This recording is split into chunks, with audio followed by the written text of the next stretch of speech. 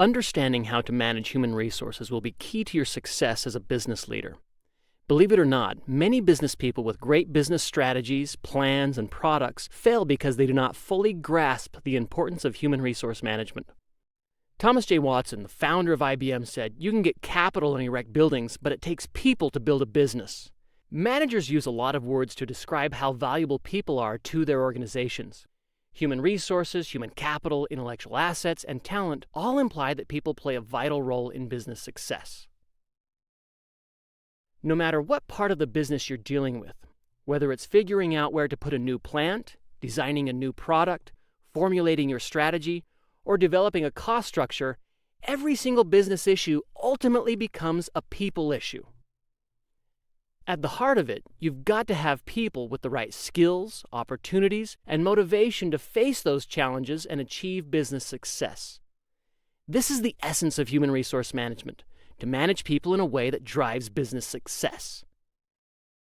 To drive success, human resource management involves a wide variety of activities, including analyzing a company's competitive environment and designing jobs so the company's strategy can be successfully implemented. This in turn requires selecting the right people, developing their skills to meet strategic objectives, and motivating them toward a common goal. So, if you enjoy bringing people together for a common purpose, coaching and training people to succeed in an organizational setting, and making sure people are properly rewarded and recognized for the work they do, then human resource management may be the career for you. To provide additional insight on whether HR management is the career for you, we've gone out to ask some experienced managers questions about why they chose HR as a career. We got some pretty interesting answers. What do you love about HR? I love the variety in HR. I am an HR generalist, which means I work in organizational talent, in training, in hiring, in recruiting. I work in organizational structure, helping to reorganize companies and restructure them or bring in companies that are being acquired. It's actually an interesting field. I had a great mentor once that talked about why he went into the field of OB and HR after doing undergraduate work in finance. And something resonated really well with me. Basically, it said that no matter what business or organizational issue you're dealing with, that could be entering a new market, that could be designing a product, that could be solving some analytical challenge or technical challenge, every single business issue or organizational issue ultimately becomes a people issue. At the heart of it, you've got to have someone with the right skills, capabilities to face that challenge. And so it's how do you find those people? How do you get them into the right roles? How do you motivate them? How do you help manage and unleash their performance? But ultimately, every business issue is a people issue. And the one function, HR and OB, is one that touches every aspect related to people. There are so many reasons why I love the field of human resources. And it's actually hard to sort of figure it out. And if I go back to what drew me into the field of human resources, it's really sports. I was a big jock in school. I played 3 sports in high school. I played 2 in college. And everything I loved about sports, I find, is translatable to the world of organizations, such as organizing to win. Just as when you're on a team and you got to try to figure out what's the right way that we can organize the skills and talents we have to achieve our goal. The same thing is true in an organization.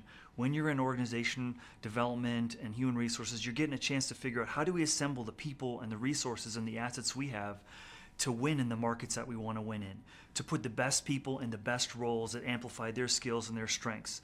And so I found over the years, the more I got into human resources, the more I loved it, because everything I loved about sports is what I loved about human resources.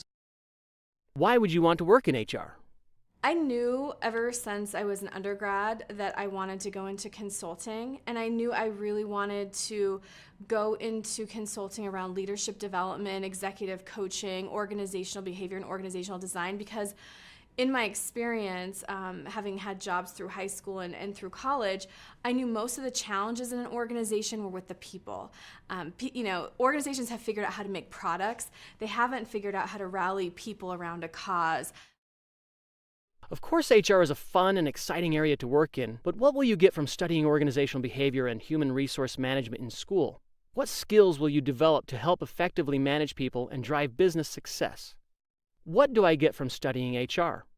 I think the advantage is that we've actually been trained with people who have spent time in this field, leaders in this field, thought leaders in the field of human resources, organizational development, organizational design. You have a chance then to put those theories into practice when you go out into the field. The great thing about OB HR coursework is that it will make anybody in any profession more successful.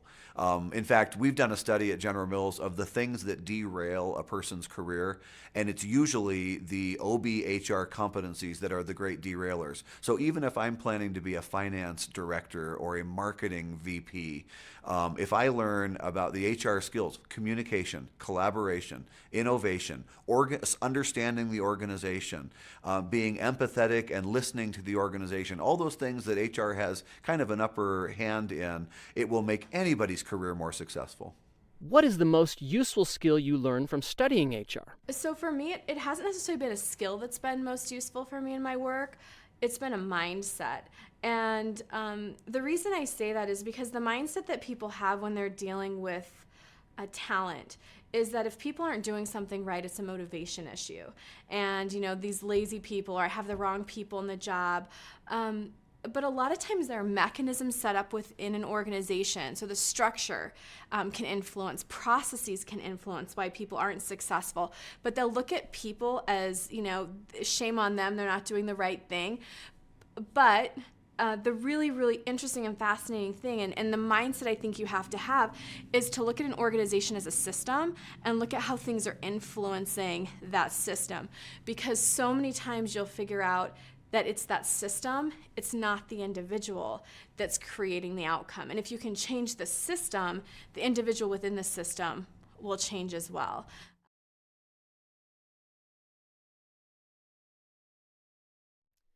The theory and skills you'll obtain while studying organizational behavior and human resource management are pretty valuable. They'll help you think more holistically, to push against the status quo and question existing assumptions. They'll help you examine organizations as systems and be able to change dysfunctional systems to ensure that people and organizations are aligned toward success. But such competencies are not only important for HR managers, they are vital for all people working in organizations. How do you know if HR is the right career for you? Probably the test question that annoys me most when I interview people is they want to get into OBHR because they like people. That's helpful, but that's not really what drives the field. It's really the intersection of the strategy the business is taking and your ability to influence that, the degree of effectiveness you have in terms of building systems and processes that enable strategy, and then your ability to translate that in meaningful terms to the broader employee population. That's really the art of OBHR. So if you have an interest in that intersection of strategy, process, and people, that's where it all comes together. So it's much broader than liking people. And again, I've been at enough campuses around the world where a lot of HR people will attribute their need to get into HR because they like people. It helps, but that's not a differentiator. The differentiator is to be able to connect strategy, process, systems with people in a very effective, in a very efficient way that drives value in the business. If you're thinking about it, I would say ask yourself if you are comfortable in both partnership situations and team situations where you can help build on the momentum of a team, but also if you're comfortable in pushing back and dealing with confrontation and interjecting ideas or disagreements in places where it's not as comfortable. If you can be successful in both of those or be comfortable in both of those, you'll do great in HR. The other would be business partnership. Are you comfortable not just as a people person, not just as an amiable, but as someone who can, again, understand the whole business and understand how the organizational aspect fits into making an entire business